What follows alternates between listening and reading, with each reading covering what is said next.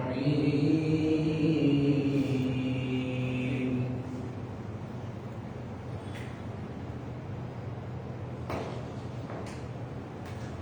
قل إن كنتم تحبون الله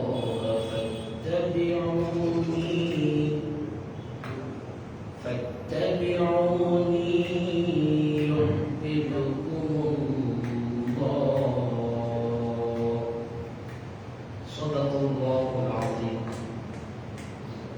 وبلغنا رسوله النبي الأمين المكين الكريم ونحن على ذلك لمن الشاهدين والشاكرين والحمد لله رب العالمين.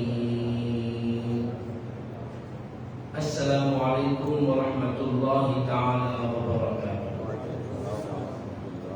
محترم و مکرم حاضرین اکرام، معزز بزرگان دین، نوجوانان اسلام، آئیے سب سے پہلے میں اور آپ مل کر عقیدت اور محبت کے ساتھ بھرپور وارفتگی کے ساتھ گنبد خزنہ کا تصور اپنے دل و دماغ میں لیے ہوئے میرے اور آپ کے آقا صلی اللہ علیہ وسلم کی بارگاہ میں بآواز بلند ہدیہ درود پاک و نذرانہ پیش کریں. پڑھیں اللہم صلی علی سیدنا شفیعنا حبیبنا و طبیبنا و مولانا محمد وعلى آلہ واصحابہ وبارک وسلم.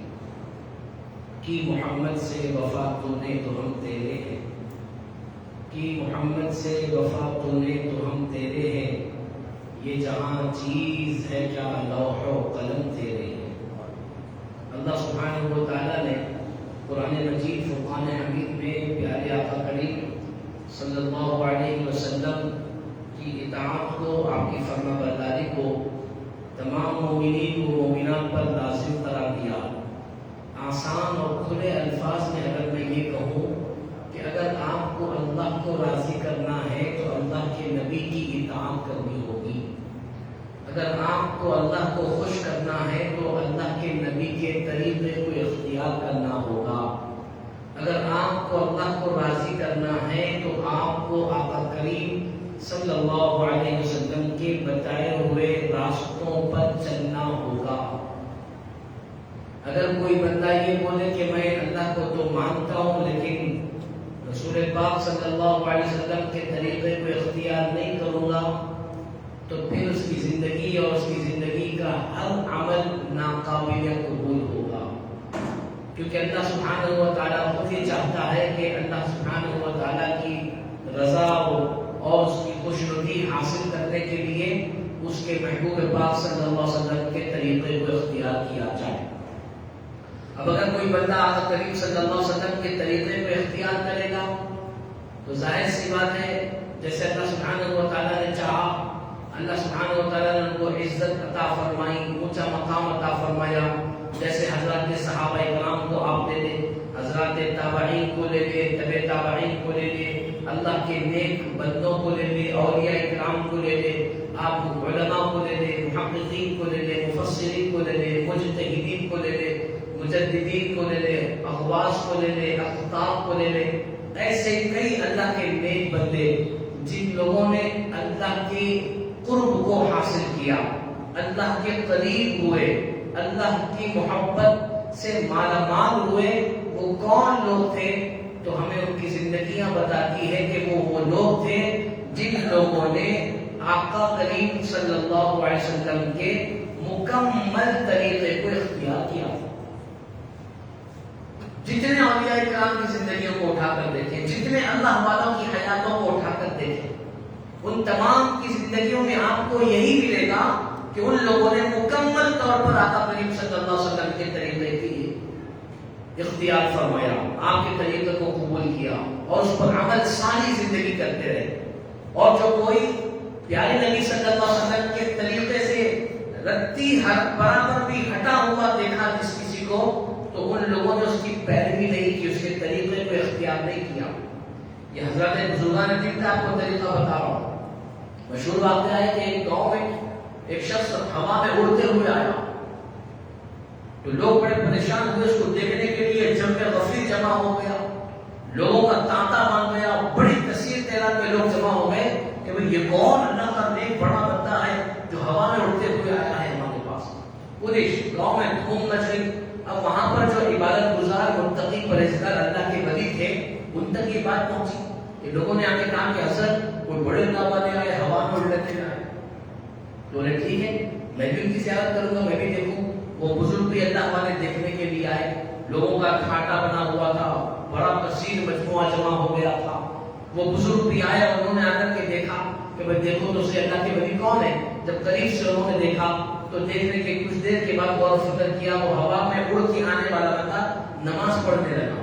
تو انہوں نے اس کی نماز کو دیکھا، اور جب نماز کو دیکھا تو لوگوں کے سامنے کہا لا حول ولا قوت الا باللہ، یہ اللہ کا ولی نہیں بلکہ شیطان۔ لوگ بڑے پریشان ہوئے بھی ایسے کیسے ہو سکتا ہے، یہ تو ہوا میں اڑتے ہوئے آیا اور نماز پڑھی ہوا میں اڑ کر چلا گیا، آپ اس کو شیطان کہہ رہے ہیں، اللہ کا ولی ہو سکتا ہے، شیطان کیسے ہو سکتا ہے؟ تو ان بزرگ نے جو ریزن بتایا، جو وجہ بتائی، وہ بڑی توجہ کے قابل ہے کہ ان بزرگ نے کہا کہ ہر نمازی کے لیے سنت ہے ہمارے نبی کی کہ جب سجدے میں جائے تو اپنی انگلیوں کو پوری مکمل قریب کر دے۔ سجدے میں انگلیوں کو کھلی رکھنا حضور کے سنت کے خلاف ہے، اور یہ جو شخص ہوا میں اڑتا ہوا آیا اس نے نماز پڑھی، اس نے نماز میں سجدے میں اپنی انگلیوں کو کھلا رکھا۔ پھر انہوں نے کہا کہ کوئی اپنے آپ کو ولی کہے اور میرے آقا کی ایک سنت کو چھوڑ دے، وہ ولی نہیں ہو سکتا، شیطان ہو سکتا۔ آپ اندازہ لگائیں کہ جو شخص ہوا میں اڑتا ہوا آئے اور نماز پڑھے لیکن نماز میں آقا کریم صلی اللہ علیہ وسلم کی سنت کو چھوڑ دے، تو اس زمانے کے بزرگوں نے جو حقیقی اولیاء کرام ہیں ان لوگوں نے پہچان کی، ان لوگوں نے وجہ بتائی، ان لوگوں نے کہا کہ جو کوئی ایسا کرتا ہے وہ اللہ کا ولی نہیں ہوتا، کیونکہ جو اللہ کا نیک بندہ، اللہ کا دوست، اللہ کا ولی ہوتا ہے اس سے آقا کریم صلی اللہ علیہ وسلم کی کوئی ایک سنت بھی نہیں چھوٹتی۔ تو میرے بزرگوں نوجوانوں، ہمارے لیے بھی ضروری ہے کہ اگر ہم دنیا اور آخرت میں کامیابی، کامرانی، خوشنودی چاہتے ہیں تو ہمیں اپنے پیارے نبی صلی اللہ علیہ وسلم کے ہر طریقے کو دیکھنا ہوگا۔ ہمیں آقا کریم صلی اللہ علیہ وسلم کی ہر سنت کو اختیار کرنا ہوگا۔ خوشی کا ماحول ہو تو نبی کی سنتوں کو تلاش کرو، غم کا ماحول ہو تو نبی کی سنتوں کو تلاش کرو، بیماریوں کا ہے تو اس وقت بھی نبی کی سنتوں کو اختیار کرو، اور صحت اور تندرستی پائے ہوئے ہیں ان لمحات میں بھی آقا کریم کی سنتوں کو اختیار کرو۔ تمہاری زندگی کا کوئی بھی معاملہ، کیسا بھی مرحلہ کیوں نہ گزر رہا ہو، اپنی زندگی کے ہر موڑ پر اپنے آقا کریم صلی اللہ علیہ وسلم کی سنتوں کو اختیار کرو۔ میرے بزرگوں نوجوانوں، یہی وجہ ہے کہ آج کے اس دور میں، جس دور میں فیشن نے اپنا اونچا مقام بنا لیا، ٹیکنالوجی نے اپنا اونچا مقام بنا لیا، بے حیائی اور بے شرمی نے اپنے آپ کو کھل کر سامنے رکھ دیا، اور نوجوان جو مسلمان ہیں ان لوگوں کے سامنے باضابطہ ایسی چیزیں پیش کی جا رہی ہے کہ وہ نوجوان دنیا کی آسائش و آرام کے لیے سنتوں کو چھوڑ کر فیشن کو اختیار کریں۔ آج کل کے جو نئی ایجاد کی ہوئی چیزیں ہیں، جن چیزوں کو اختیار کرنے سے سنتیں چھوٹ جاتی ہیں، ویسی چیزوں کو آج ہمارے سامنے پیش کیا جا رہا ہے۔ لیکن یاد رکھیں، اللہ سبحانہ و تعالیٰ یہی چاہتا ہے کہ اللہ کے تمام بندے اس کے نبی کی اطاعت کریں، اس کے نبی کے طریقے کو اختیار کریں۔ آپ اگر آقا کریم نمازی ہو، 5 وقت کی نماز پڑھتے ہو، تہجد کی ادائیگی کرتے ہو، روزے رکھتے ہو، زکات دیتے ہو، حج کرتے ہو، لاکھوں روپے خیرات و صدقہ کرتے ہو، لیکن آپ جان بوجھ کر آقا کریم صلی اللہ علیہ وسلم کی سنتوں کو اختیار نہیں کرتے، طریقوں کو اختیار نہیں کرتے، میرے بزرگوں دوستوں، آپ کو کامیابی و کامرانی نہیں ملے گی۔ ہماری تمام عبادتوں کی کامیابی کا راز آقا کریم صلی اللہ علیہ وسلم کے طریقے میں چھپا ہوا۔ ہمیں اٹھتے، بیٹھتے، چلتے، پھرتے، کھاتے، سوتے، جاگتے، پیتے، ہر حال میں ہمیشہ اپنے نبی صلی اللہ علیہ وسلم کے طریقے کو اختیار کرنا۔ جیسا کہ میں نے پچھلے چند جمعوں سے آپ کے سامنے عرض کیا کہ اپنے گھر میں ایسا ماحول بنائیں، ہمارے گھروں میں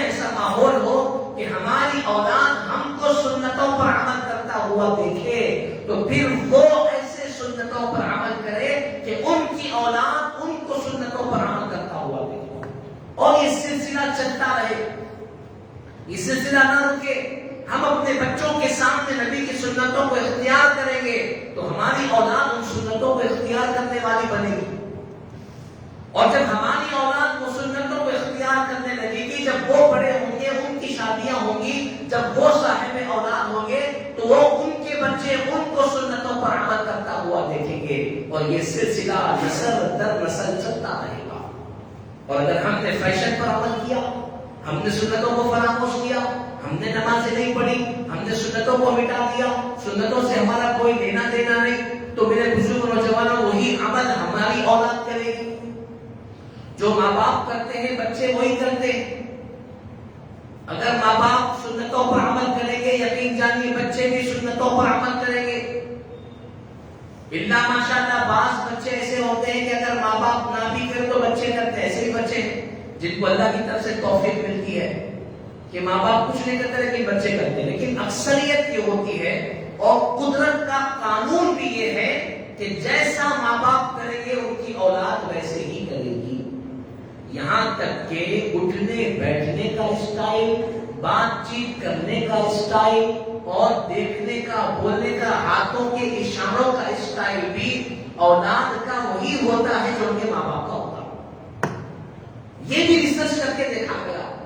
ماہرین نے، محققین نے، جن لوگوں نے یہ سرچ کیا، معلومات کی کہ بچے کی بڑھنے والی جو عمر ہوتی ہے اس بچہ کیا چیزیں سیکھتا ہے، اور اس کی زندگی بھر تمام عمر کیا چیزیں اس پر اثر انداز کرتی ہے، تو وہ یہ کہنے میں مجبور ہو گئے ان کے بولنے کا انداز، سننے کا انداز، باڈی لینگویج، اور ان کے ہاتھ ہلانے کا اسٹائل، یعنی چنے ہوئے زبان سے نکلنے والے الفاظ بھی وہی ہوتے ہیں جو اس کے ماں باپ کے ہوتے ہیں. یہ قدرت کا اصول ہے. تو آپ ذرا اندازہ لگائیں کہ جب ہمارا بچپنا تھا تو جیسے ہمارے ماحول میں ہم بات چیت کرتے ہیں ادبی بولتے ہیں لگاؤ، ورنہ حالانکہ اردو الفاظ سے اگر دیکھا جائے تو ادبی نہیں ہے، آدمی ہے. الف مد آ دال میم، یہ آدمی ہے نا. لیکن ہم بولتے کیا ہے حیدرآبادی بھاشا میں؟ ادمی آیا، آدمی گیا، آدمی بیٹھا، آدمی آیا. ان کی ادبی ہے کیا ہے، اس طریقے سے بولتے. تو ہمارے فرینڈشپ سرکل میں جب میرا خود کا بچپنا تھا تو ہمارے دوستوں میں ایک دوست تھا جو ادبی نہیں کہتا تھا، آدمی کہتا تھا. تو مجھے بڑا تعجب ہوتا تھا کہ بھائی آدمی کیا کہہ رہا ہے. پر خیر بچپنا گزر گیا. جب ہم پڑھنا لکھنا شروع کیے، جب ہم نے اردو جانا کرا، ہمیں سمجھ میں آیا، تو ہمیں یہ سمجھ میں آیا کہ بھائی ادبی غلط لفظ ہے، آدمی صحیح لفظ ہے. اس کے کچھ سالوں کے بعد جب ہم پورے ہوش میں آ گئے تو ایک مرتبہ اس دوست کے والد صاحب سے بات کرنے کا موقع ملا، تو اس کے والد کے منہ سے میں نے آدمی کا لفظ سنا، اور اس وقت مجھے یہ ذہن میں بیٹھ گیا کہ جو ماہرین کہتے ہیں، جو محققین کہتے ہیں، اور جو قانون قدرت ہے کہ ماں باپ اپنی زبان سے جو الفاظ استعمال کرتے ہیں اولاد بھی وہی الفاظ استعمال کرتی ہے. اگر والد آدمی کہتے ہیں، آدمی کا لفظ استعمال کرتے ہیں تو بیٹا بھی آدمی ہی کہے گا. اگر ہم آدمی بولیں گے، ہاؤ بولیں گے، تو ظاہر سی بات ہے ہماری اولاد کی وہی بولیں گے. تو آپ اس سے اندازہ لگائیں. تو جب بولنے، اٹھنے، بیٹھنے، کھانے پینے، باڈی لینگویج کی تمام چیزیں ہمارا دیکھا دیکھی ہماری اولاد میں منتقل ہو جاتا ہے، تو جو سنتوں کو ہم چھوڑ رہے ہیں، جو آقا کریم صلی اللہ علیہ وسلم کے طریقے کو ہم چھوڑ رہے ہیں، جو اللہ کے ذکر کو ہم دور ہو رہے ہیں، کیا وہ چیزیں ہماری اولاد میں منتقل ہوگی؟ بالکل ہماری اولاد کی ہوگی. ہمارے لیے لازم و ضروری ہوگا کہ ہم ان چیزوں کو اختیار کریں جو ہمارے آقا کی سنت ہے، تاکہ وہ ہماری اولاد اس کو دیکھے تو اس پر عمل کرے. میرے بزرگوں نوجوانوں پچھلے جمعہ ختنہ کا تعلق، یعنی ختنہ جو سنت حضور صلی اللہ علیہ وسلم کے اس تعلق سے میں نے آپ کے سامنے تفصیلی وضاحت رکھی کہ کب عمرے میں کرنا چاہیے، جتنا جلدی ہو سکے کرنا چاہیے. باہر کے جو ممالک ہوتے ہیں جیسے سعودی عرب وغیرہ، دوسرے دیگر ممالک، وہاں پر تو پیدا ہونے کے ساتھ ہی ختنہ کر دی جاتی ہے. بچہ جب ماں کے حوالے کیا جاتا ہے تو ختنہ کر کے دیا جاتا ہے، ایسا بھی ماحول ہے. لیکن ہمارے پاس رسم و رواج ہے، بہت ساری چیزیں ہیں. ہم نے اپنے آپ کو، کیونکہ ہم ایسے ملک میں رہتے ہیں جہاں پر غیر مسلمین بھی زیادہ، اور اس زمانے سے بادشاہوں کا ملک رہا ہے، رسم و رواجوں کا ایک سلسلہ طویل یہاں پر رہا ہے. تو یہاں پر رسم و رواج والی ہر چیز ہم نے غیروں کی، اکثر چیز ہم نے غیروں کی اختیار کی اور سنتوں کو ہم نے فراموش کیا. تو لہٰذا جس قدر ہو سکے ہمارے آقا کی سنت ہے اور حکم ہے، ارشاد ہے، تعلیمات ہے، اپنے بچوں کی جلد سے جلد ختم نہ کرنا. اپنے بچوں کی تربیت کے معاملے میں بھی یہی مرحلہ رکھیں کہ اس طریقے سے آقا کریم صلی اللہ علیہ وسلم نے جیسے تعلیم دی ہے، جیسے شریعت ہمیں حکم دیتی ہے، اپنے اولاد کی تربیت کریں، انہیں دین سکھائیں، ان کے سامنے اچھی اچھی باتیں کریں. جیسا میں نے عرض کیا کہ ماں باپ جیسی گفتگو کریں گے بچے ویسے ہی گفتگو کریں گے. ایک ماہر نے کہا ہے کہ چھوٹے جو بچے ہوتے ہیں ان کی مثال ویڈیو کیمرے کی طرح. ویڈیو کیمرہ ہوتا ہے، جب اس کو آپ آن کر دیتے ہیں تو جو اس کے سامنے ہوتا ہے وہ اس کو کیپچ کرتا ہے، وہی لیتا ہے جو اس کے سامنے ہوتا ہے، اس کے علاوہ نہیں لیتا. اور اس کے بعد آپ لوگوں نے پہلے نے کہا کہ بچے کی مثال بالکل ویڈیو کیمرے کی طرح ہے. بچے جو کچھ اپنے سامنے ہوتا ہوا دیکھتے ہیں اور ویڈیو کے سامنے جو بولا جائے گا وہی کیپچر کرے گا، وہی اس کے اندر آئے گا. ایسا نہیں کہ میں کچھ اور بولوں گا کچھ اور فون میں آ جائے، ویڈیو میں آ جائے، نہیں، میں جو الفاظ کہوں گا وہی اس کے اندر محفوظ ہوگا. کہا کہ بچوں کا معاملہ ویڈیو کیمرے کی طرح ہے، جو ان کے سامنے حرکتیں کرو گے وہ ان میں منتقل ہوگی، جو ان کے سامنے الفاظ بولو گے وہ الفاظ ان کے اندر منتقل ہوں گے اور وہی چیزیں دکھائی بھی دیں گے. تو لہٰذا یہ بتایا گیا کہ بچوں کی تربیت کے لیے بڑی کوشش کرنی ہے، بڑی محنت کرنی ہے. ہم نے آج سب سے ایزی کوئی کام لے لیا ہے تو وہ اولاد کی تربیت کا معاملہ. بہت کم ایسے گھرانے ہیں، بہت کم ایسے ماں باپ ہیں جو بڑی کوشش سے، حکمت سے، پلاننگ سے اپنے بچوں کی تربیت کی کوشش کرتے ہیں. ورنہ اکثریت کا معاملہ یہ ہے میں جیسا بننا ہے بن جاتا ہے، پریشانی کی بات نہیں. نہیں میرے بزرگ نوجوان، ایسا نہیں ہے. ہماری گفتگو کو سن کر گفتگو کرنا سیکھیں گے، ہمارے نماز پڑھنے کو دیکھ کر وہ نماز پڑھنا سیکھیں گے. اچھا ایک سنت آپ نے آقا کریم صلی اللہ علیہ وسلم کی سنی ہوگی، آپ لوگوں نے سنا ہوگا کہ ہمارے آقا کریم صلی اللہ علیہ وسلم اکثر فرض نماز پڑھنے کے بعد سنتیں گھر میں ادا کرتے تھے.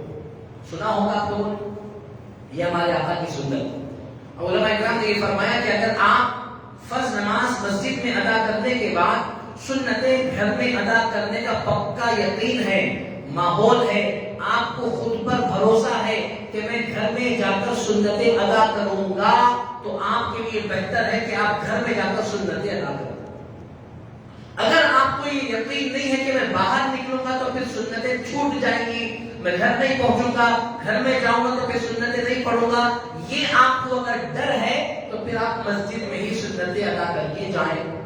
یہ فقہاء بزرگوں نے فرمایا، کیونکہ ہمارے نبی کی تو سنت یہ ہے کہ فرض نماز کے بعد سنتیں گھر میں ادا فرماتے. اب علماء نے، محدثین نے اس کی جو حکمتیں بیان فرمائی وہ بھی قابل توجہ ہے. فرمایا کہ آقا کریم صلی اللہ علیہ وسلم نے گھر میں سنتیں ادا کرنے کا معمول اور طریقہ اور حکم اس لیے فرمایا کہ جب باپ جو گھر کا سرپرست ہوتا ہے، گھر کا لیڈر ہوتا ہے، گھر کا بڑا ہوتا ہے، جب وہ اپنے گھر میں جا کر سنتیں پڑھتا ہے اور بچوں کی نظر باپ پر پڑتی ہے کہ یہ رکوع کر رہا ہے، سجدہ کر رہا ہے، مصلی بچھا رہا ہے، قاعدے میں بیٹھا ہے، نماز پڑھ رہا ہے، سجدے کر رہا ہے، دعا کر رہا ہے، تڑپ رہا ہے، ذکر کر رہا ہے، جب یہ ماحول اولاد باپ کو کرتا ہوا دیکھے گی تو خود بخود نماز کا شوق ان کے اندر پیدا ہوگا. 10 سال سے پہلے والے جو بچے جن کو ہم کو نماز پڑھنے کے لیے حکم نہیں دینا ہے، ان کی تربیت کے لیے، چھوٹے چھوٹے بچوں کی تربیت کے لیے شریعت نے باپ کو گھر میں سنتیں پڑھنے کے لیے کہا، تاکہ وہ جب گھر میں سنتیں پڑھے گا گھر کی خواتین بھی ڈرے گی کہ بھئی یہ سنتیں پڑھنے آئیں گے، ہم سے پوچھیں کہ تم نے فرض پڑھا نہیں پڑھا، لہذا چلو فرض پڑھو. ہم نے یہ سنت کو ختم کر دیا. اب یہاں پر اتنے بیٹھے ہیں، کئی لوگ آن لائن سن رہے ہیں، آواز کے ذریعے سن رہے ہیں، دل پہ ہاتھ رکھ کر کہے کہ ہم میں سے کتنے ایسے لوگ ہیں جو گھر میں سنت سمجھ کر جا کر سنتیں پڑھتے ہیں. ماشاءاللہ ہو سکتے ہو لیکن اکثریت نہیں ہے، کیونکہ ہم نے اس عظیم سنت کو فراموش کر دیا. فراموش تو دور کی بات ہے، ہم اس عظیم ترین سنت کو جانتے بھی نہیں، ہمیں معلوم بھی نہیں کہ ہمارے نبی کی یہ سنت. تو میرے بزرگوں نوجوانوں اس طریقے سے اولاد کی تربیت کرنی ہے. حضور پاک صلی اللہ علیہ وسلم نے جو طریقہ اختیار کیا اس میں حکمت پوشیدہ. ہمیں بھی اپنی اولاد کے لیے حکمتوں کا اختیار کرنا ہوگا. میاں بیوی کو بیٹھ کر یہ طے کرنا ہوگا کہ ہم کون سی بات بچوں کے سامنے کریں گے, کون سی نہیں کریں گے. ہم جب بات کریں گے تو اولاد کے سامنے ہمارے آواز کا لیول کتنا ہوگا, والیوم کا لیول کتنا ہوگا, ہم کتنی چیخ کر بات کریں گے یا کتنی آہستہ بات کریں گے. اولاد کی تربیت کے لیے کتنا ساؤنڈ ضروری ہے, اس پر آپ کو ڈسکس کرنا ہوگا. آپ کو یہ طے کرنا ہوگا کہ جب ہم اپنے بچوں کے سامنے یا اکیلے میں بات کریں گے اور ہماری بات ہماری اولاد سنے گی تو پھر ہمارے منہ سے نکلنے والے الفاظ کون سے ہوں گے, ہم کن چنندہ الفاظ کے ذریعے سے گفتگو کریں گے.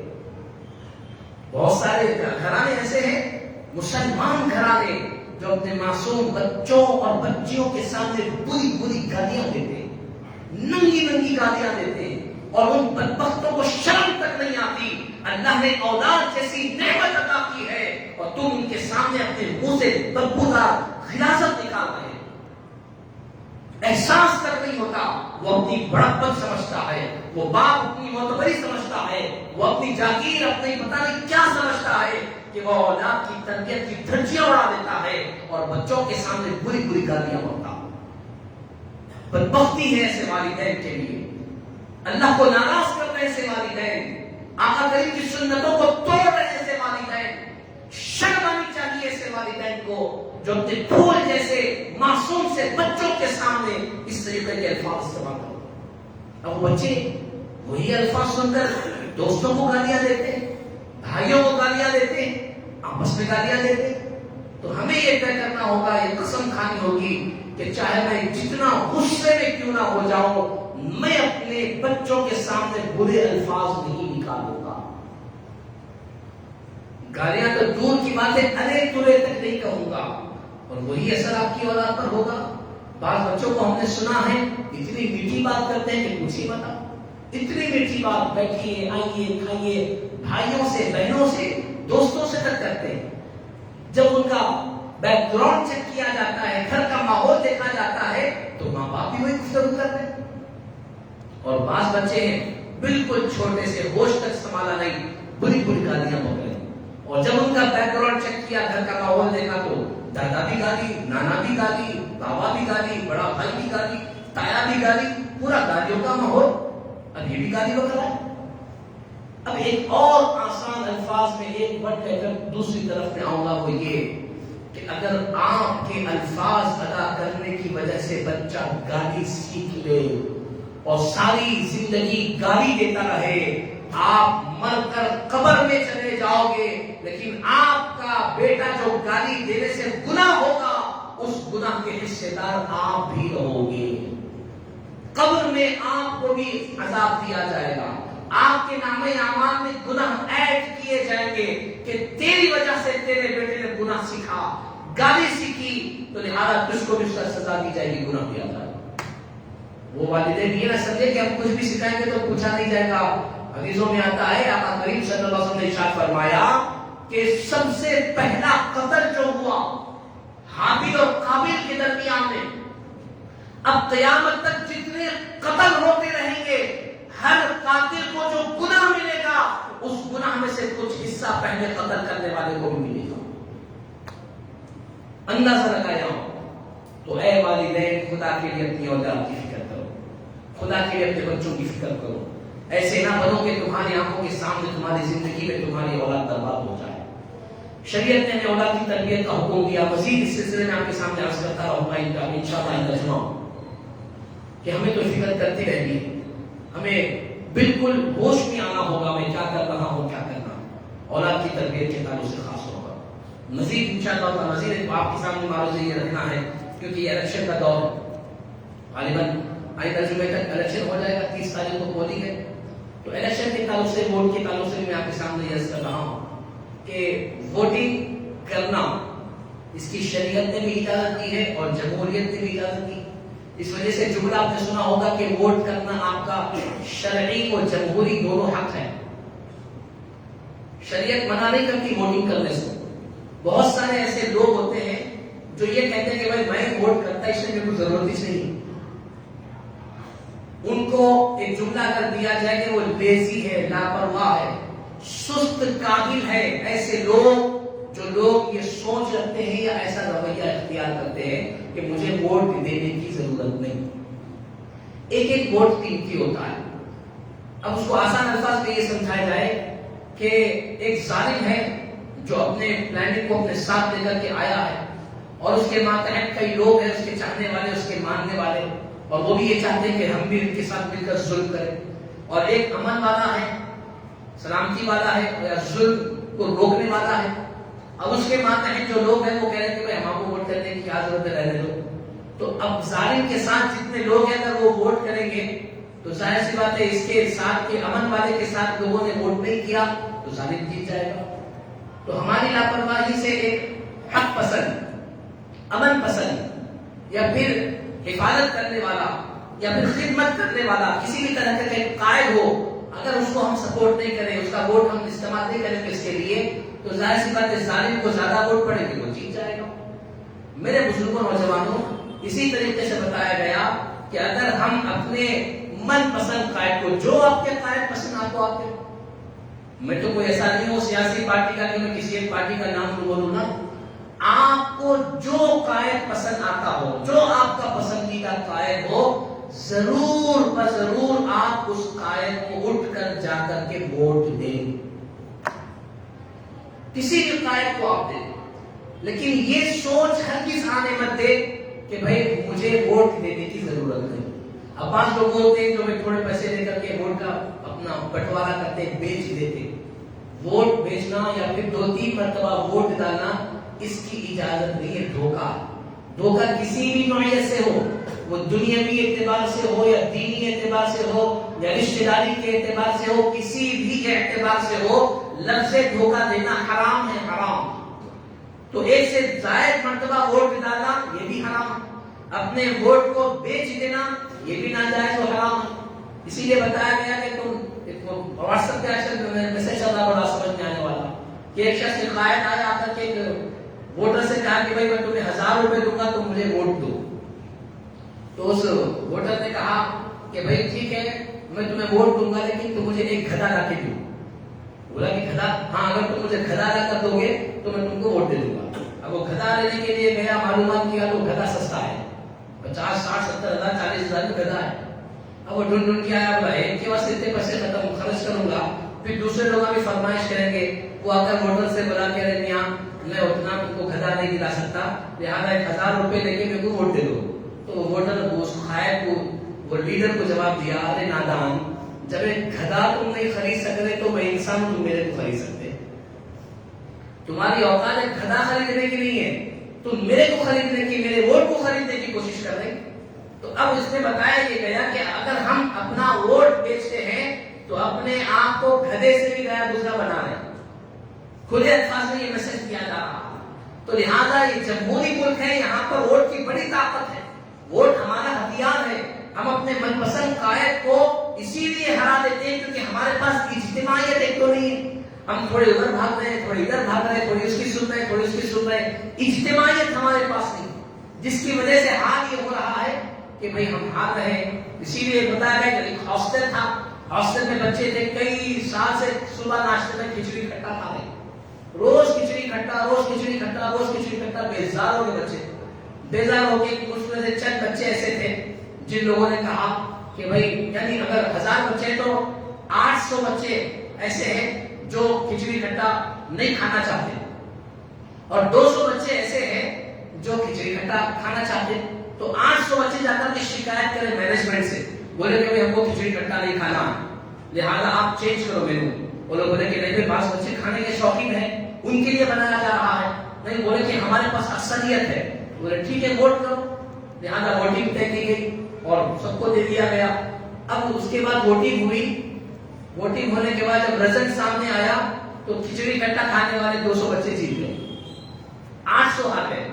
جب ان کے رزلٹ کی تفصیل نکالی گئی تو کیا تفصیل نکلی کہ ایک بچے نے اڈلی کو ووٹ دیا، کسی نے ڈوسے کو ووٹ دیا، کسی نے وڑے کو ووٹ دیا، کسی نے کسی اور کو، کسی نے پوری کو، کسی نے بگارے کھانے کو، لہٰذا دوسرے آئٹموں پر لوگوں نے الگ الگ 800 نے الگ الگ طور پر ووٹ دیا، تو جس وجہ سے 800 رہ کر بھی ہار گئے، وہ 200 رہ کر بھی جیت گئے۔ یہی مثال آج ہماری کہ اکثریت کثیر تعداد میں ہم موجود ہیں، لیکن ہمارے پاس اتحاد نہ ہونے کی وجہ سے ماجرا یہ ہے کہ ہمارے ووٹ بکھرے ہوئے ہیں۔ الغرض ووٹ کی اہمیت کو جانے خدا کے لیے میں آج اس مسجد سے آپ کے خدمت میں یہی عرض کروں گا کہ آپ کا جو پسندیدہ قائد ہو، آپ خدا کے لیے اٹھیں، جائیں اور اپنے ووٹ کا استعمال کریں، اپنے ووٹ کو کسی اور کے استعمال میں آنے مت دیں، اپنے ووٹ کو غارت میں نہ ڈالیں، خراب نہ کریں، اس کو تقسیم نہ کریں، یا پھر آپ اگر یہ سوچیں گے کہ میں ایک ووٹ ڈالے تو کیا ہوگا، تو آپ کے ایک ووٹ ڈالنے سے کوئی حق پسند جیت سکتا ہے، اتنا یاد رکھیں۔ اسی لیے جملہ یاد رکھیں کہ ووٹ ہمارا شرعی وہ جمہوری حق ہے، ہمیں اس کا استعمال کرنا ہے۔ پروردگار عالم سے دعا ہے کہ مولا تعالیٰ کی باتوں پر عمل کی توفیق عطا فرما، ہمیں آقا کریم صلی اللہ علیہ وسلم کی تمام سنتوں پر عمل کی توفیق عطا فرما، شیطان کے بہکاوے سے نفسانی خواہشات سے ہماری حفاظت فرما۔ پروردگار عالم مولا تعالیٰ جو ظالم و جابر ہے، جو ظلم و جبر کے لیے اور حیدرآباد کے ماحول کو خراب کرنے کے لیے اور اس میں نشے میں حصہ لے رہے ہیں، میرے مولا ایسے قائدین کو تم شکست عطا فرما۔ یا جو خاص خدمت کے خاطر کھڑے ہو رہے ہیں، قوم کی عوام کی خدمت کرنا چاہتے ہیں، میرے مولا اسلام اور مسلمانوں کی مساجد کی، خانقاہوں کی، دینی اداروں کی حفاظت کی نیتیں کر کے آئے ہیں، میرے مولا ایسے قائدین کو کامیابی عطا فرما۔ ہم گناہگاروں کی چھوٹی چھوٹی دعا کو حضور پاک صلی اللہ علیہ وسلم کے صدقے میں قبول فرما، آمین بجاہ النبی الکریم والحمدللہ رب العالمین۔ گزارش ہے کھڑے ہو کر پہلے صفے ادا کر لیں، آگے بڑھ جائیں، آپ کے سامنے تھوڑی بھی جگہ باقی نہ رہے، مکمل صف پر کرنے کے بعد آپ اپنی سنتیں ادا کریں، آگے بڑھ جائیں۔